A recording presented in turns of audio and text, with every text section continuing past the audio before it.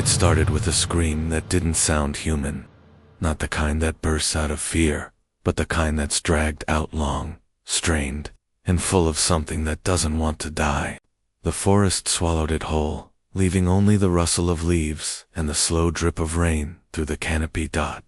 Jake Carson froze in the middle of the trail, mud clinging to his boots, his breath fogging in the cold. He wasn't supposed to be here. Nobody was. The locals had warned him the Barker Trail, the old mining road, the valley where the map just ends. That land don't belong to you, the old man at the gas station had said. It belongs to them. Jake had laughed. He was a photographer, not a ghost hunter. But when he found the rusted gate marked "No Entry, Private Land since 1896, curiosity outweighed caution. He wanted forgotten America, the real decay. He just didn't know it would be waiting for him. He lifted his camera, flashed the lightning bright, burst lit up the trees and something moved, a shape low to the ground, fast, too fast. He lowered the lens, scanning the dark. Nothing but rain and pine. Then came the whistle. Low, 2 notes, rising, like a call. Somewhere deeper in the woods, another whistle answered. Jake's pulse spiked. He took a step back, but his foot sank in the mud, and he almost fell. He looked behind him. The path he'd come from was gun-swallowed by fog so thick it looked solid. He turned toward the sound and started walking. Maybe there were campers out here. Maybe he wasn't alone. The forest changed as he went. The trees grew closer, their branches curling into one another like bones knitting together. Strange wooden totems hung from the limbs, small dolls made of sticks, feathers, and animal teeth. Turning slowly in the wind, Jake took another photo. Flash. The light bounced off something behind the tris metal. He stepped closer, brushing away vines. It was a sign, hand-carved, letters burned deep. The land feeds its own. He swallowed hard and kept moving. The ground sloped downward until it opened into a clearing. There, half hidden under fog and bramble, stood a cluster of cabins, 6 or 7 of them, made of rotting wood and tin roofs patched with animal hides. Smoke drifted from one chimney. Someone was home. He lifted the camera again, zooming in through the mist. A figure stood in the doorway of the largest cabin, barefoot, shirtless. Its skin looked stretched, pale, almost translucent.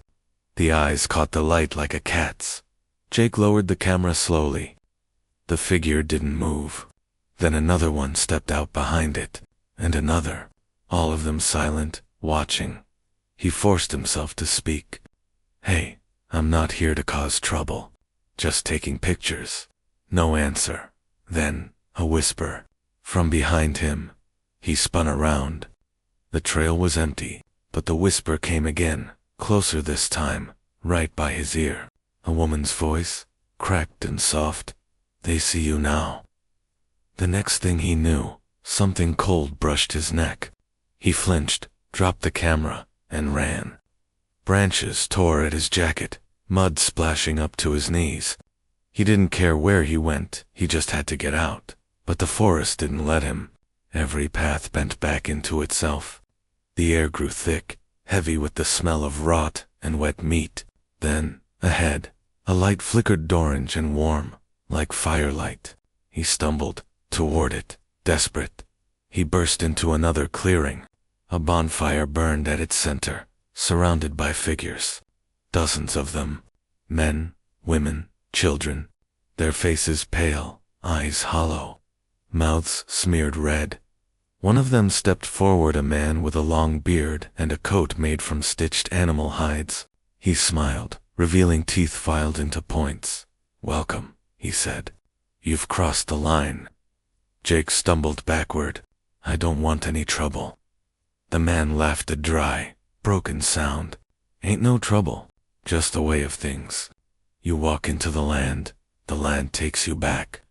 2 more figures came from behind, dragging something. Jake's stomach turned when he realized it was another man, bloodied, limp, still twitching. They dropped him beside the fire like a deer carcass. The bearded man looked down, then back at Jake. "We don't take kindly to strangers, but we ain't cruel neither. You'll eat soon. Then you'll rest. Then you'll hunt." Jake shook his head, trembling. "No, I'm leaving." The man smiled wider. "Ain't nobody leaves. Not after they've been marked." He raised a hand, and Jake saw what he meant. His own arm, his skin had a symbol carved into it. He hadn't even felt it. 3 X-shaped cuts, raw and bleeding. The fire roared, and in its light, Jake saw the trees beyond the clearing, lined with bones. Hundreds of them, hanging like wind chimes, clacking softly in the night breeze. He backed away, but there was nowhere to go. The figures closed in, their whispers turning to laughter, and in the fire's reflection, Jake saw something move in the dark beyond them. Something tall, misshapen, crawling between the trees. The man turned toward it and bowed his head. "The old ones come to feed." Jake tried to scream, but a hand covered his mouth. Everything went black. When he opened his eyes again, he was inside one of the cabins. The walls were covered in names scratched, carved, painted in brown. All strangers, all lost. Outside, the whistling began again. 2 notes, rising. Then, the sound of footsteps. He pressed himself against the wall, shaking, listening, and for a moment, he thought he heard his own voice join the chorus whistling back. When Jake woke, the world was dim and breathing.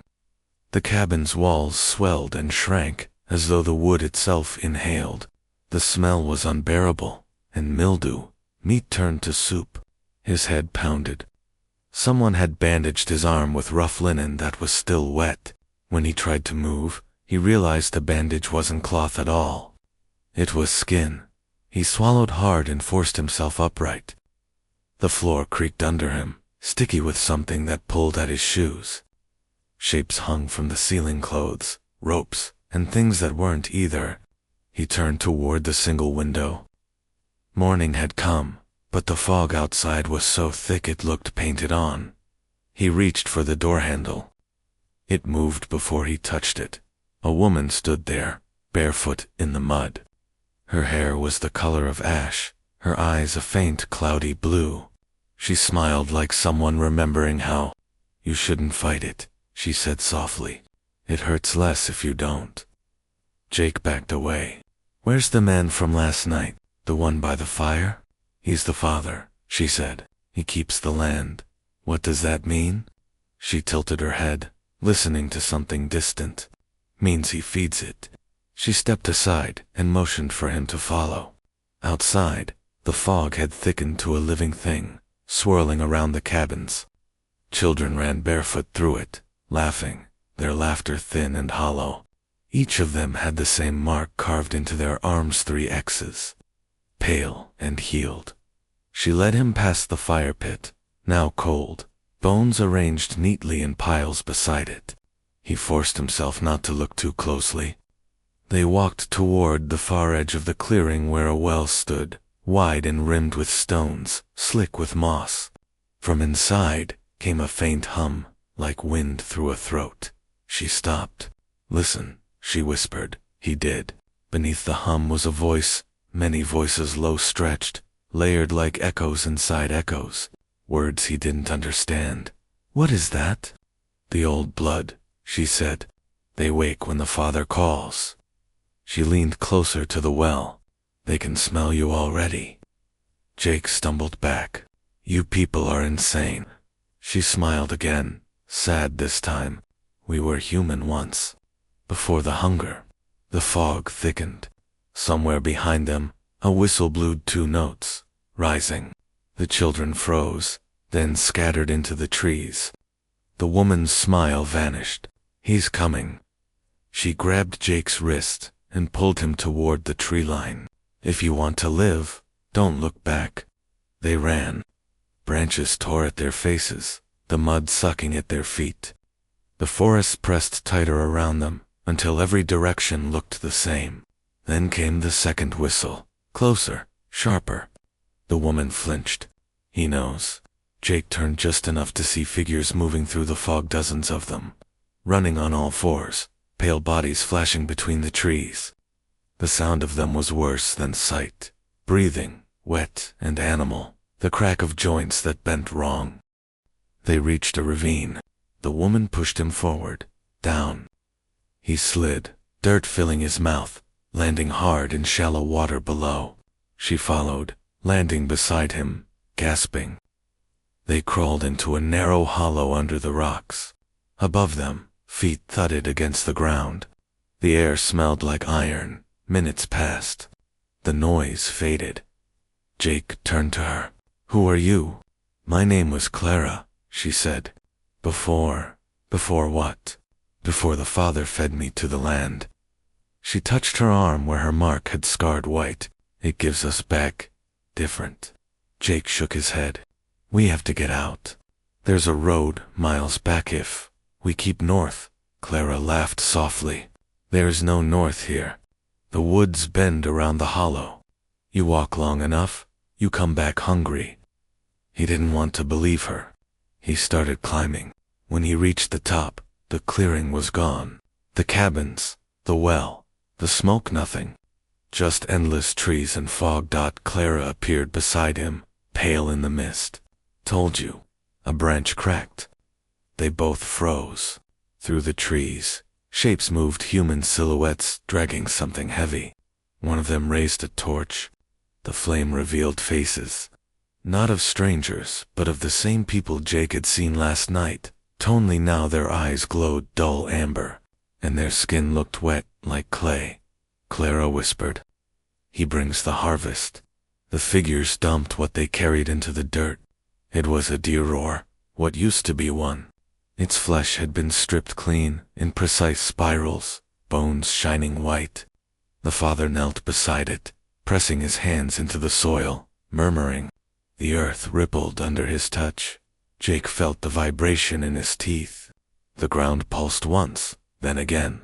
Something enormous moved beneath, turning like a sleeper in its bed. Clara grabbed his sleeve. "It's waking." He looked down and saw the mud between his boots bubbling. From within it came a smell so foul it made his eyes water rot, and salt and something sweet. Then a hand broke through. Not human. The fingers were long, slick with black fluid, nails like shards of bone. They reached for the deer carcass, pulling it under. The father smiled, eyes rolled back. Clara began to cry. He promised it would stay asleep if we fed it. Jake whispered, "What is it?" She met his gaze. "It's what made us." The ground split with a sound like tearing fabric. A shape began to rise, a vast form of mud and flesh and bone fragments. Faces pressed into its surface, mouths opening and closing without sound. The father raised his arms. "The land remembers." Jake grabbed Clara's hand and ran. The forest howled behind them, branches shaking as if the trees themselves were fleeing. The humming turned into a low roar. They didn't stop until they reached a small shack by a stream. Inside, Clara collapsed, shaking. "You can't escape. It follows the marked." Jake looked down at his arm. The 3 X's were glowing faint red beneath the skin. Outside, the whistle came again. 2 notes. Rising, Clara's face went blank. "He found us." The door burst open. The door hit the wall, and wind flooded the shack. Jake flinched back, half blind in the gloom, expecting faces, claws, anything. But the doorway was empty. Only fog poured through, white and endless, glowing faintly from within.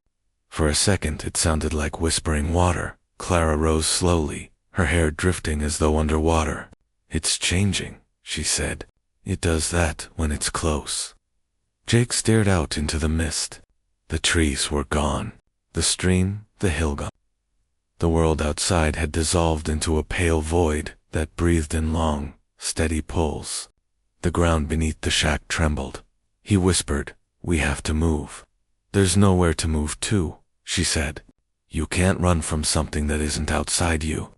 He didn't understand, but the way she said it soft, Resign made his skin crawl. He backed toward the wall and hit something cold.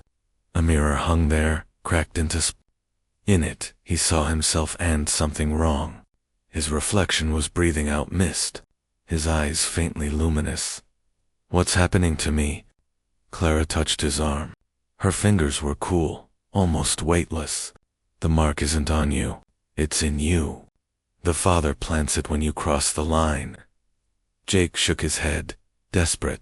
There has to be a road. I came from one. There's always a road, she said, but it leads in a circle. The land folds itself when it's hungry. The trembling deepened. Dust sifted from the rafters. A sound like a heartbeat thudded through the air, slow, heavy, older than language. Jake's teeth ached with every pulse. Outside, the fog parted. A single figure walked toward the shack, carrying a lantern that burned blue. The Father. His eyes glowed like embers underwater. He stopped a few feet from the door and called softly, "You can't hide from what you're becoming, son." Jake clenched his fists. "Stay away from me." The Father smiled. "You think we hunt? No, we gather. You're the land's remembering. Every trespass wakes it, and every trespass becomes part of it." Jake stepped backward until his shoulders hit the mirror again. The glass rippled under him like water. He turned. His reflection was gone. Instead, there was a corridor stretching back into darkness, faint lights moving inside it like distant stars. "Do you see?" the Father whispered. "That's the route. That's where we all end up." Clara was crying quietly. "Don't listen. It pulls you through, if you believe it's real." Jake pressed his hands over his ears. But the sound came from inside his head, now a hum like a million voices, murmuring his name. The mirror quivered. The shack's walls began to sag, the wood softening into wet clay. He bolted for the door. The fog swallowed him whole. He ran until his lungs burned, until his legs no longer felt like his own. Shapes flickered in the mist, faces, hands, small movements that might have been people or memories. Then, ahead, he saw it, a faint orange glow, a road, a sign. He staggered toward it, hope clawing through exhaustion. The sign read, "Welcome to Barker Hollow." He fell to his knees. He was back where he'd started. The fog thinned slightly. He could see the valley below, cabins half sunken, smoke curling upward. The place looked ancient now, not abandoned, but fossilized, as though it had always been there, waiting for him. Clara appeared beside him, her feet barely touching the ground. Her voice was a whisper of wind. "It lets you think you escaped, so you'll stop fighting." He looked at her. Are you even alive?" She gave a faint smile. "The land keeps what it loves. I just stopped being afraid of it." He stared at the mark on his arm. It was no longer a wound. The skin had hardened into dark, bark-like ridges, pulsing faintly. "I can't stay here," he said. "You already do." The ground rumbled. A vast sigh rolled through the valley, shaking the trees. From the soil, faint red light seeped upward, veins of it spreading through the roots and rocks. The cabins glowed. The air shimmered. And Jake felt something open in his chest, slow spreading warmth, like the earth breathing inside him. For a moment, it was beautiful. Then he understood. It wasn't giving him peace. It was taking him apart. Memories blurred. His parents, his apartment, the city lights all fading like old film. The only thing that stayed sharp was the heartbeat of the valley, steady and patient. He tried to call out, but no sound came. His body felt heavier, his fingers sinking into the damp soil. It clung to him like wet fabric. Clara knelt beside him, her hand on his shoulder. "It's easier if you let go. I don't want to die." "You won't. You'll feed it. You'll remember for it." The red light grew brighter. The trees bent inward, their branches forming an arch above him. Faces began to emerge in the bark eyes opening, mouths whispering words he almost understood. He fought to pull free, but his arms were roots now, spreading into the ground. His heartbeat matched the valleys. He could feel every insect crawling through the dirt, every drop of water sliding between stones. The world was expanding and closing all at once. Clara's voice drifted through the fog. The land never ends, Jake. It only wakes. The last thing he saw before the fog swallowed everything was the father standing on the ridge, lantern raised. Behind him, the horizon pulsed like a sleeping giant's chest. The whistle sounded once, long and rising, and then silence. Weeks later, hikers from the next county found a new sign nailed to a post at the edge of the forest. It read simply, "No entry, land closed for reclamation." Below it, someone had carved 3 faint tents. Asterisk: if you ever find yourself driving through the Appalachians and the fog gets too thick, don't stop, don't pull over, don't look for where that old road might lead, because the locals aren't lying when they say some land remembers, and some things buried beneath it still want to be fed. If you made it this far into the story, you're one of the brave ones. Hit like if the whispers in the woods followed you. Subscribe if you want to uncover more forgotten places that should have stayed lost. And tell me in the comments, would you keep driving? Or would curiosity make you turn down that road? Because somewhere out there, the Barker land is still breathing, and it never forgets who crosses the line.